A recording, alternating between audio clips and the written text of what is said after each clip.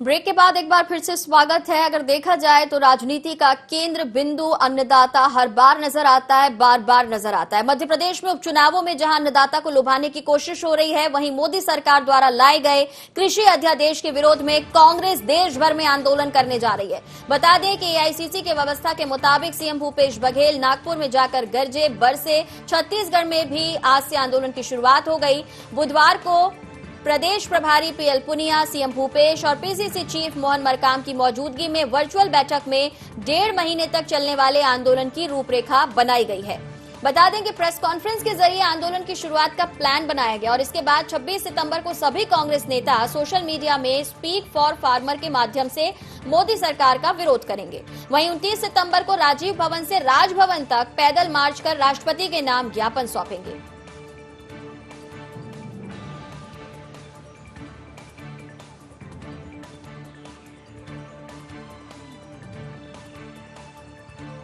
कि विभिन्न वर्ग के लोगों को झटके पे झटके दे रहे हैं और अब बारी किसानों के जमीन पर है। इससे किसानों को नुकसान होगा।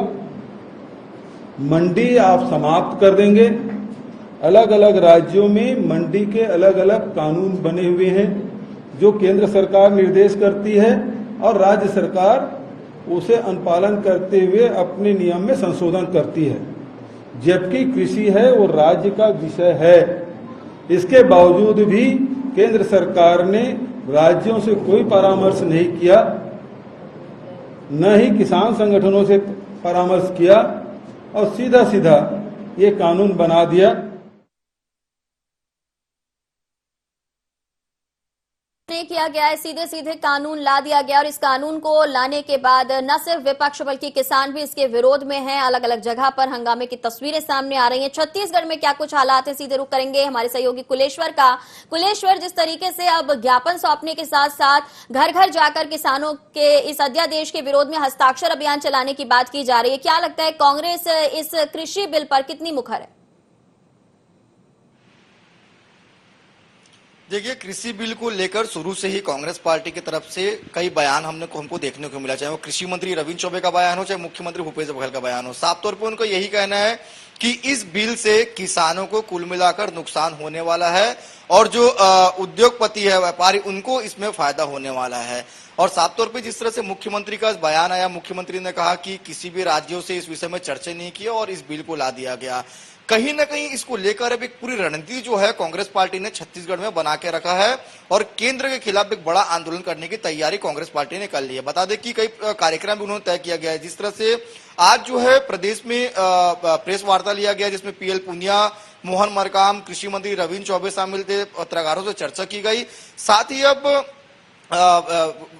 सोशल मीडिया में भी जो है कैंपेन चलाया जाएगा। उसके बाद राज्यपाल को पैदल मार्च करके राष्ट्रपति के नाम ज्ञापन दिया जाएगा। साथ ही किसान महासम्मेलन भी जो है छत्तीसगढ़ में किया जाएगा। तो कुल मिलाकर कांग्रेस पार्टी जो है रूपरेखा तैयार कर दी है इस बिल का विरोध करने के लिए। लेकिन वहीं अगर बात की जाए दूसरी ओर विपक्ष का, तो पूर्व मंत्री जो है बृजमोहन अग्रवाल, उनका साफ तौर पर कहना है कि इस बिल को अभी लोग पढ़े नहीं है, समझे नहीं है, इसलिए उनके मन में बहुत सारी शंका है। अगर इसको एक बार पढ़ लिया जाए, जिस देश में लागू है उसको अगर देख लिया जाए तो जो तमाम उनके दिमाग में जो शंका है वो दूर हो जाएगी। ये जो बिल है किसानों के हित के लिए काफी सोच समझ के इस बिल को लाया गया है और अगर इससे किसानों को फायदा नहीं होगा तो सरकार का दिमाग खुला हुआ है, वो बदलाव भी कर सकती है, ऐसा बृजमोहन का कहना है। तो कुल मिलाकर इस बिल को लेकर जो छत्तीसगढ़ में जो है सियासत देखने को मिल रही है और लगातार पक्ष और विपक्ष की तरफ से तमाम मंत्री हो चाहे पूर्व मंत्री हो आरोप प्रत्यारोप कर रहे हैं। चलिए, कांग्रेस से हमारे साथ इस वक्त अमित जी जुड़ गए। स्वागत है आपका। Thank you. अमित जी, जिस तरीके से बिल के विरोध में कांग्रेस लगातार बात कर रही है और अगर देखा जाए तो आप किसान सम्मेलन की भी बात कर रहे हैं, आप इस बिल के विरोध में आंदोलन की बात कर रहे हैं, लेकिन बीजेपी मानने को तैयार नहीं। उनका कहना है कि अभी बिल को ठीक से लाया नहीं गया है, जनता के बीच में उन्होंने पढ़ा नहीं है, उसके पहले ही विरोध करना, कांग्रेस सिर्फ विरोध करने के लिए विरोध कर रही है। देखिए, आज पूरा देश देख रहा है कि किसान भाई सड़कों पे है। किसान सड़क पे कब आता है, मैं आपको बताना चाहता हूँ, जब अपना खेत खलिहान छोड़ के जब अपनी लड़ाई लड़ने की वो दिल्ली की ओर कूच करे, मतलब ये मान लीजिए उसके साथ कोई ना कोई अन्याय किया है।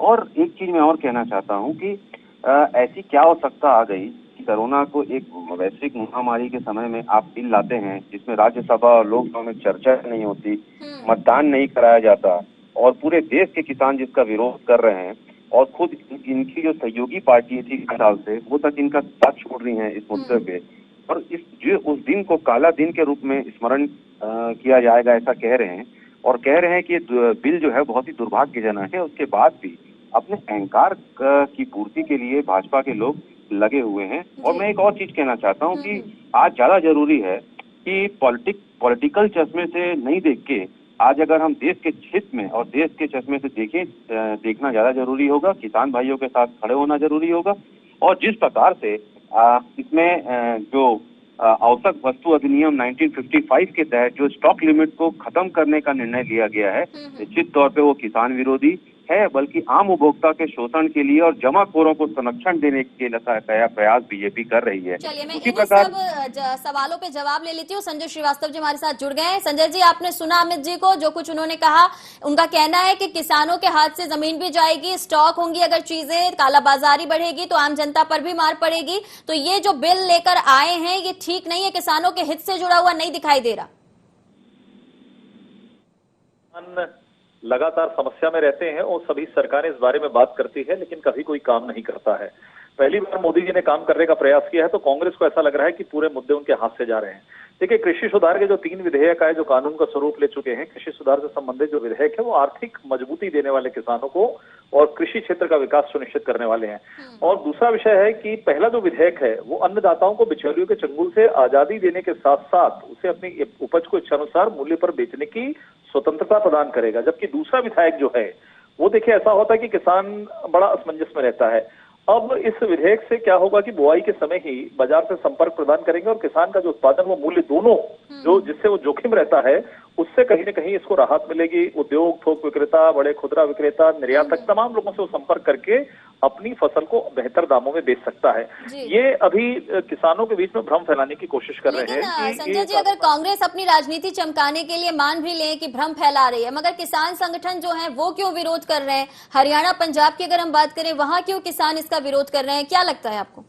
देखिए, विशुद्ध रूप से मैंने कहा कि जो कई लोगों की राजनीति उससे जुड़ा हुआ मामला है जो किसानों से, तो मुझे लगता है कि कानून के देखिए एमएसपी का विषय आ रहा है। एमएसपी, जबकि एमएसपी ये कहा गया है कि यथावत रहेगी, लेकिन अब एमएसपी के अतिरिक्त भी अपनी उपज बेचने के लिए कई विकल्प रहेंगे। तो मुझे ऐसा लगता है कि देखिए किसान संगठन है, किसान संगठन भी कहीं न कहीं राजनीति से आधारित होते हैं, लोगों से जुड़े हुए आधारित रहते हैं। जो लोग जिस पार्टी में काम करते हैं उस पार्टी के आधार पर बातचीत करते हैं।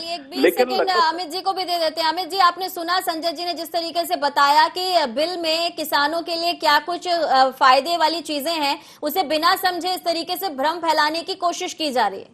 देखिए, किसान भाई जो है वो खुद एक इकोनॉमिस्ट होता है, खुद वो साइंटिस्ट होता है, वो भला बुला जानता है।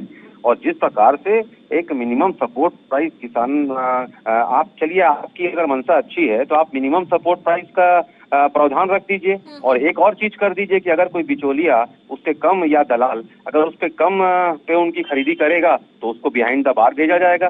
लेकिन जिस प्रकार से आज किसान भाइयों को जो आमदनी है उसको 2022 तक डबल करने का, चलिए डबल करने की बात की जा रही है। मोदी सरकार इसमें बिल लाकर किसानों की मदद करने की बात कर रही है, लेकिन ये मदद है या फिर यहाँ पर किसानों को नुकसान होगा, ये देखने वाली बात होगी। फिलहाल छत्तीसगढ़ में सियासत खूब गर्मा रही है। दोनों का बहुत शुक्रिया। तो देखना होगा कि किसानों के हित में किया जा रहा आंदोलन जो है वो क्या किसानों को न्याय दिला पाएगा या फिर छत्तीसगढ़ में ये आंदोलन राजनीति चमकाने के ही काम आएगा। फिलहाल इतना ही, दीजिए इजाजत, नमस्कार।